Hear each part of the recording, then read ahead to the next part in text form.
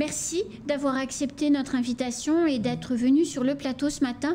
Alors, qu'est-ce qui se passe du côté de chez ETPC? Pourquoi ce mouvement social, Madame Madi? Alors, le mouvement social qui est à ETPC, c'est suite au ENAO. Négociation annuelle obligatoire. Négociation annuelle obligatoire. Et en fait, à partir des propositions de la direction, pour nous, ça ne nous convenait pas, nous les salariés. Du coup, on a fait un mouvement de grève suite à ça. Donc en fait, pour que nos téléspectateurs comprennent bien, les négociations annuelles obligatoires chez ETPC, comme dans les autres entreprises de Mayotte, c'est le moment où direction et représentants du personnel se retrouvent pour parler de l'augmentation des salaires, de l'amélioration des conditions de travail, etc. Bien, ils vous ont fait une proposition d'augmentation de salaire de l'ordre de 2%, si je ne me trompe pas, et vous vouliez davantage parce que vous considérez que l'entreprise va bien et que c'est aussi grâce aux salariés que l'entreprise se porte bien. Ça n'a pas été entendu, ils ont maintenu leur proposition. Vous avez déclenché un mouvement de grève suivi par 60 à 70% du personnel selon les chiffres que vous m'avez donnés. Et puis derrière, la direction de TPC a demandé à la DITS, anciennement DIECT, d'organiser une médiation qui a eu lieu hier matin. Qu'est-ce qui s'est passé, Madame Madi, hier matin pendant cette réunion? D'abord, est-ce que ça s'est bien passé? Alors, je reviens un petit peu en arrière à propos des propositions de la direction sur le salaire. C'est que nous, on a demandé 5,03%. Les 5,03%, pour nous, on le calcule, ça fait 75 € pour nos salaires à nous. Minimum pour nos salaires à nous, ça fait à peu près 75 €. Et la direction nous a proposé, on va dire, pour eux, c'est 5,20%. Parce qu'en 2021, on nous a donné 2%. Et suite à nos... En fin d'année, hein? Voilà, en fin d'année 2021, décembre 2021, on nous a proposé... en fait, c'est l'entreprise qui a décidé de nous donner 2%, sans qu'on a signé un accord ni quoi que ce soit. Après, en 2022, pendant les négociations, eux, ils veulent mettre ces 2% là-dedans, plus ce qu'on a gratté un petit peu. On a pu gratter 3,20%. Pour eux, pour l'année 2022, ils nous ont donné 5,20. Nous, les salariés, on dit 3,20 et la direction dit 5,20. D'où notre entrée en mouvement de grève. Et après, hier, on a eu la médiation à la DIT et on va dire les négociations ou la médiation, ça s'est bien passé parce qu'on ne s'est pas insulté, on ne s'est pas... voilà. Non mais c'est très important, voilà. C'est le rôle de la DITS aussi de faire en sorte que et les salariés et les employeurs arrivent à échanger. À l'issue, qu'est-ce qu'il est ressorti de cette réunion? Alors, il est ressorti de cette réunion, c'est que nous gardons toujours nos 3,20%, plus on nous a augmenté de 1%. Donc ça fait 4,20. Voilà, pour nous, ça fait 4,20. Mais par contre, eux, ils vont dire 6,20. Oui, parce qu'ils rajoutent toujours les 2%. Toujours les 2% du mois de décembre, ils le gardent. Nous, on n'a pas de souci. Ils peuvent le garder, mais pour nous, on estime qu'on a 4,20. C'est tout. Et du coup, hier après-midi, quand on s'est parlé au téléphone, vous étiez en train de faire le tour de tous les établissements, de tous les sites, en réalité, de l'entreprise, pour présenter les propositions aux salariés et pour recueillir finalement l'assentiment de vos collègues sur cette proposition, et puis pour savoir si vous l'acceptiez et que donc vous cessiez le mouvement, ou sinon vous aviez la volonté de continuer. Quelle décision du coup a été prise, Madame Madi? Alors, le rôle d'un délégué syndical, parce que pour le ENAO, c'est un délégué syndical qui va faire les négociations. Du coup, un délégué syndical est élu, hein? Voilà, et élu aussi.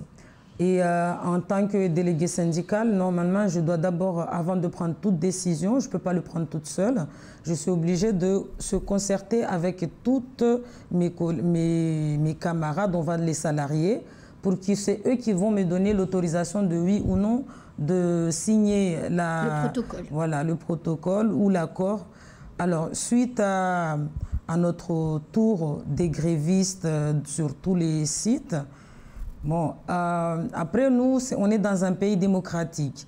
Il y a certains qui seront contre et il y a certains qui seront pour. La décision, voilà, la décision, c'est la majorité qui l'emporte. Tout à fait, c'est la majorité qui l'emporte. Alors, suite à ça, c'est la majorité qui l'emporte. Du coup, ce matin, on a tous repris le travail. Mais par contre, j'ai toujours pas encore signé le protocole. D'accord. Il est à la DIT, il m'attend. Pour voilà. aller le signer. Donc, ce qui veut dire que l'augmentation de 4,20% a été acceptée par la majorité des salariés de l'entreprise. Et donc, ce matin, on peut dire que le mouvement de grève se termine. Il est terminé depuis hier soir et ce matin, à 7 h, tout le monde, normalement, était au travail.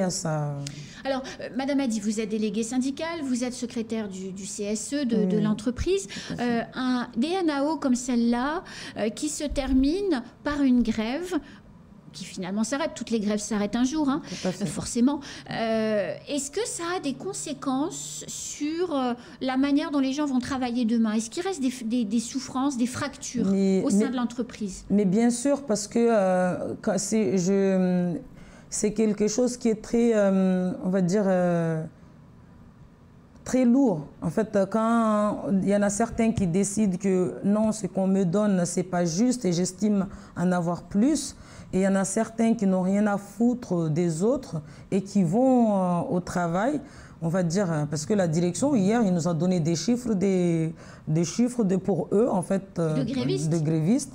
Et moi, quand je regarde dans mon cahier ici, quand j'ai fait ma liste de grévistes, des personnes qui étaient en grève, du coup, je n'ai pas la même chiffre que eux.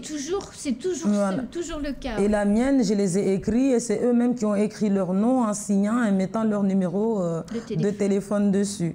Et je n'ai pas le même chiffre que la direction. Ils en ont moins, eux. Ils en ont moins. Évidemment. Moi, j'ai compté 104 et eux, ils ont compté lundi dernier au début du 82 et lundi de l'avant-hier, c'était 84. Alors, est-ce que les salariés qui ont fait une semaine de grève ou quelques jours de grève, est-ce qu'ils vont être payés? Non.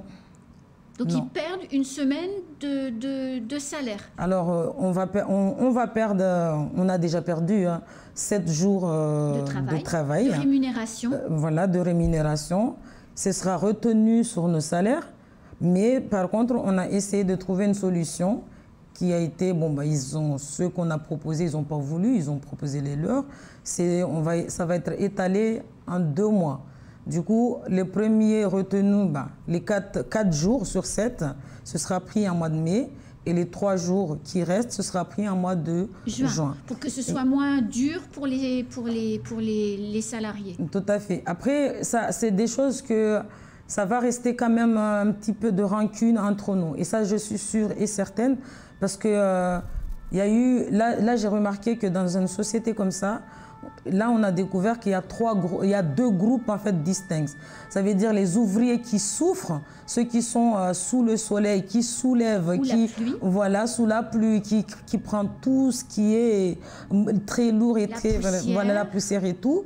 Et qu'il y a les autres qui sont dans les bureaux. Mais ça ne veut pas dire qu'ils gagnent plus que nous, hein, pas du tout. À peu près la même chose, mais sauf que, non, je ne veux pas mettre en danger ma clim, je ne veux pas mettre en danger ma voiture, parce qu'on va dire la plupart, ils ont des voitures. Les voitures, c'est des voitures on va dire de service ou de fonction qu'on leur a donné, mis à disposition. Et c'est la direction qui paye le gasoil dessus. Mais moi, je viens au travail avec ma voiture et c'est moi qui paye. Et moi, je veux plus. Mais eux, ils ont leur salaire, mais ils n'utilisent pas du tout pour venir au travail avec. Mais c'est le gasoil de la direction qui vient au travail avec. La voiture a un souci, c'est l'entreprise qui paye. Du coup, là, j'ai remarqué vraiment que c'était vraiment nous qui souffrons. Ça veut dire ceux qui sont les chauffeurs, les ouvriers, les petites, ceux qui ne sont pas dans les bureaux avec leur clim et prendre le téléphone. C'est nous qui n'avons même pas le temps de regarder ce qui se passe sur nos téléphones parce qu'on est en plein travail. Et vous faites vous avez quel métier dans l'entreprise ETPC? Moi, je suis chargée de dépôt. Ça veut dire ce qui va sortir de l'usine de l'usine de Parpaing. Moi, je vais le prendre et le ranger et le compter. Il faut que je sache, je fais du stockage, il faut que je sache exactement ce qu'il y a sur le parc. Non, vous travaillez à Iloni? Non, je travaille à Majicavo. À Majicavo. Merci beaucoup, Madame Madi, de ce témoignage. C'est important de vivre aussi ces mouvements sociaux de l'intérieur, puisqu'on oublie que derrière, il y a la souffrance aussi de salariés. Merci beaucoup. Et si je peux, excusez-moi, si je peux rajouter un petit peu, surtout c'est les anciens. Et quand on trouve qu'il y a des anciens qui ont déjà 30 ans dans l'entreprise, c'est eux qui ont carrément fait avancer cette entreprise jusqu'à ce que nous, les jeunes qui venons aujourd'hui, trouvent ça et qui a évolué beaucoup.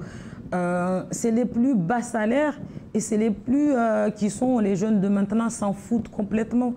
Ils s'en foutent parce que ceux qui ont des voitures de fonction là, c'est pas les vieux là, hein. C'est les jeunes qui viennent d'arriver et en même temps ils sont chefs de ces vieux, mais ils ont rien à foutre de ces personnes là. Ils ont rien à foutre de cette personne là. C'est juste qu'il y a l'individualisme qui est là.